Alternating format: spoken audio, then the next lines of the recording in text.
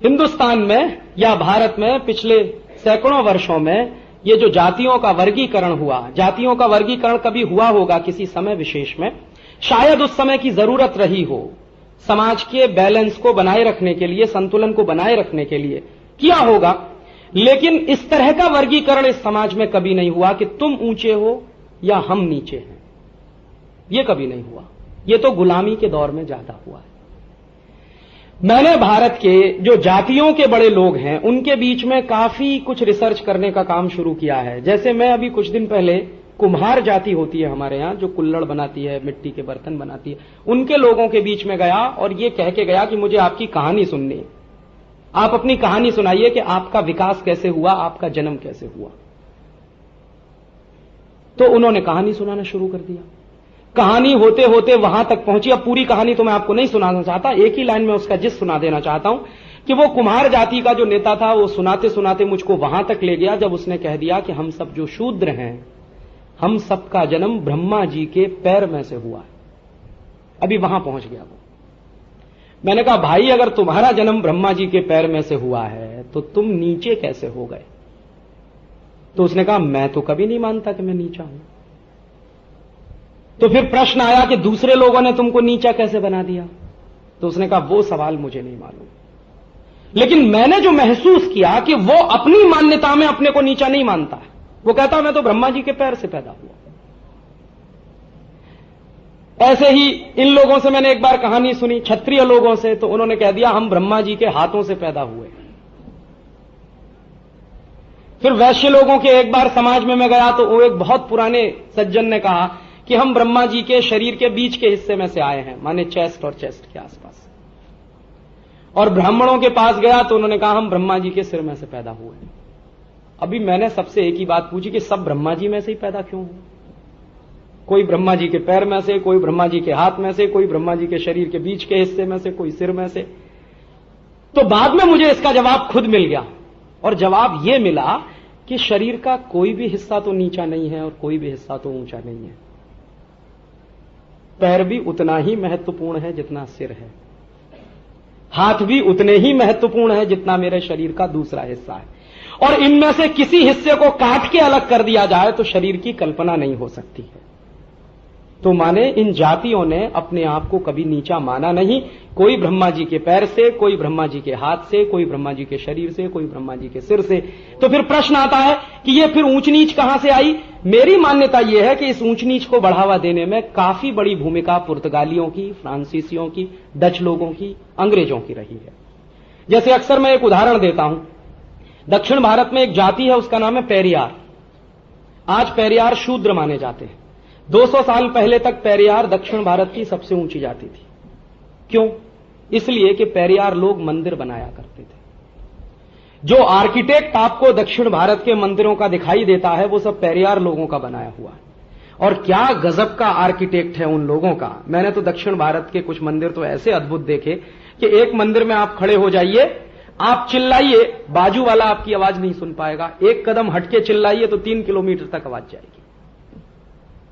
इतना गहरा आर्किटेक्ट इस देश में रहा जिन लोगों के पास, उनका नाम है पेरियार, तो वो नीचे कैसे हो सकते हैं?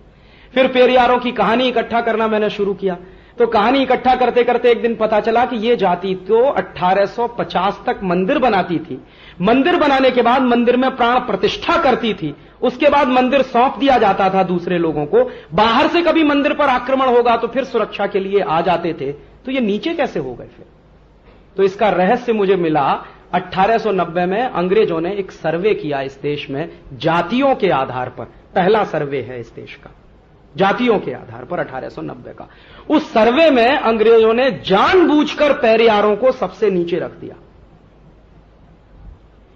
अब उस सर्वे को जो करवाने वाला ऑफिसर है उसके कुछ पत्र मिले हाउस ऑफ कॉमन्स की लाइब्रेरी में और इंडिया ऑफिस लाइब्रेरी में। उनको कोरिलेट करने की कोशिश जब मैंने की तो उसने चिट्ठियां लिखी हैं और वो चिट्ठी ये लिख रहा है कि दक्षिण भारत के समाज को अगर हमें खंड खंड तोड़ना है तो इस समाज का सबसे मजबूत हिस्सा है पेरियार, इसको तोड़ना पड़ेगा पहले। और ये कैसे टूटेगा? ये तब टूटेगा जब हम इनके महत्व को, इनकी प्रतिष्ठा को नीचे ले आएंगे। तो अभी तक ये मंदिर बनाने वाले लोग हैं, फिर हम इनको अछूत घोषित कराएंगे। तो फिर ये मंदिर नहीं बनाएंगे। मंदिर नहीं बनाएंगे तो इनका आर्किटेक्ट का ज्ञान खत्म हो जाएगा 3-4 पीढ़ियों के बाद, और जब वो ज्ञान नहीं रहेगा तो प्रतिष्ठा तो अपने आप ही खत्म हो जाएगी, हमारा काम हो जाएगा। ये है अंग्रेजों की चाल। और उसके बाद पेरियारों को नीचे ले आया गया और उसके बाद उनको शूद्र घोषित कर दिया गया। बेचारे आज भी पेरियार उस इलाके में शूद्र माने जाते हैं। उनको मालूम नहीं है कि अंग्रेजों ने उनके साथ कितने भयानक खेल खेला। यह हिस्सा हिंदुस्तान के तभी तमाम दूसरे लोगों का। तो अभी सभ्यता का नवीनीकरण कैसे करें हम? मुझे ऐसा लगता है कि जिन लोगों की इज्जत और प्रतिष्ठा को नीचे लाया गया है, इनकी इज्जत और प्रतिष्ठा को अभी ऊंचा ले जाने की बात कहनी पड़ेगी।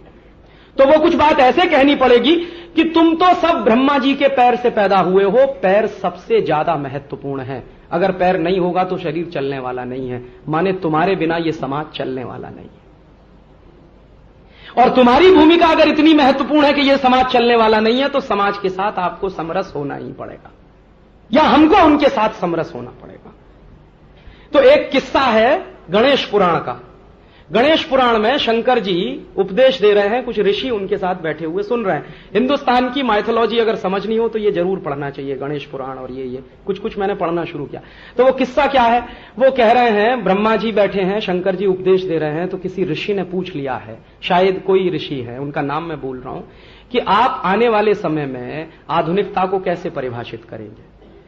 तो कोई ऋषि है, वो कह रहे हैं, शंकर जी के बोलने से पहले कह रहे हैं कि मैं आने वाले समय में आधुनिकता को परिभाषित ऐसे करूंगा और मैं ये कहूंगा कि शूद्रों की जय हो। तो मुझे जवाब मिल गया गणेश पुराण में कि भारतीय सभ्यता का अगर नवीनीकरण हमको करना है तो ये बात हमारे सामने स्पष्ट है कि शूद्रों की जय हो। गांधी जी ने इसको एक दूसरे तरीके से व्याख्यायित किया है कि हम सबको शूद्र हो जाना चाहिए। शूद्र होना कोई गलत बात नहीं है। शूद्र माने हाईली स्किल्ड सोसाइटी। कुम्हार है, लोहार है, चर्मकार है, ये सब क्या है? इंजीनियर्स ही तो हैं। कुम्हार मिट्टी बनाने, मिट्टी वाला इंजीनियर है, चर्मकार चमड़े वाला इंजीनियर है, लोहार लोहे वाला इंजीनियर है। तो ये सब इंजीनियरों की ही तो जमात है, तो हम सबको हो जाना चाहिए इंजीनियर। माने सबको हाईली स्किल्ड पर्सन हो जाना चाहिए, तो हम सब शूद्र हो जाएंगे। तो शूद्रों की जय तो होने ही लगेगी, तो सभ्यता का नवीनीकरण हो जाएगा। जो गिरी है हमारी सभ्यता, वो सभ्यता फिर ऊंची भी उठ जाएगी। कुछ इस तरह के काम करने होंगे। तो हम जब ये स्वदेशी की बात करते हैं और मैं लोगों से कहता हूं कि आप बाटा का जूता मत पहनिए, तो लोग पूछते हैं क्या पहने? आपके गांव का मोची जो बनाता है उसको पहले पहनिए। माने उस मोची की प्रतिष्ठा बढ़ाने के लिए बहुत जरूरी है कि आप उसका बनाया हुआ जूता पहने, ताकि वो आपके साथ रागात्मकता महसूस करे। अभी हम उससे अलग हो रहे हैं। कैसे अलग हो रहे हैं? दुकान में जाते हैं बाटा की, एक एक दुकान में घूमते हैं, अपना पैर लेके जाते हैं। हमारा पैर का नंबर मान लीजिए 8 है। एक जगह जूता फिट नहीं हुआ, दूसरी जगह नहीं तो तीसरी जगह अपना पैर ले लेके घूम रहे हैं और जहां जूता फिट होगा पहन के चले आ रहे हैं। इस प्रक्रिया को उलट दीजिए और उलट के ये कहिए कि मेरा जूता मेरे गांव का मोची बनाएगा। क्यों बनाएगा? इसलिए कि मेरे पैर में जो अंगूठा है वो उंगली के साथ ज्यादा चिपका हुआ है, तो वो जब मेरे पैर का नाप लेने आएगा तो उसको मेरे इस अंगूठे के उंगली के बीच में चिपके होने की बात समझ में आ जाएगी। तो जूते का जब वो डिजाइन बनाएगा तो वो ध्यान में रखकर बनाएगा कि मेरे अंगूठे को तकलीफ नहीं होनी चाहिए। ये बाटा में समझ में नहीं आने वाला, वहीं आएगा। तो इसलिए मैं आपसे कह रहा हूं कि बाटा पहनना बंद करिए। गांव का जो मोची बनाता है ऑर्डर देकर उससे बनवाइए। जब आप उससे ऑर्डर देकर जूता बनवाना शुरू करेंगे तो उसका आपके साथ कुछ रागात्मक संबंध पैदा होगा। उत्पादक अपनी चीज जब सीधे बेचता है उपभोक्ता को, तो जो समाज में जीवंत संबंध बनता है उससे ज्यादा मजबूत कोई दूसरा बॉन्ड नहीं होता किसी समाज में। मैं जब आपसे कहता हूं कि lux, life boy, Liril, Rexona मत खरीदिए, आपके गांव में अगर कुछ साबुन बन रहा है तो उसको खरीद लीजिए। और साबुन अगर नहीं बनता है तो किसान बेसन पैदा करते हैं, चना पैदा करते हैं, उसको इस्तेमाल कर लीजिए साबुन के रूप में। तो वो इसलिए कहता हूं कि किसान के साथ आपका रिश्ता जुड़ना बहुत जरूरी, जो अभी टूट चुका है। मैं जब आपसे कह रहा हूं कि कॉलगेट, क्लोजअप, सिबाका, फॉरहंस मत खरीदिए, आप नीम का दातुन खरीद लीजिए और गांव के किसी आदमी को कहिए कि वो नीम का दातुन तोड़ के आपको देना शुरू करे, तो आपका उसके साथ रागात्मक संबंध बनना बहुत जरूरी है। दातून तो आएगा ही, पैसा भी आप देंगे, लेकिन आप और उसके बीच में जो संवाद पैदा होगा, वो संवाद एक मजबूत बॉन्ड बनेगा और समाज की शक्ति बनेगा।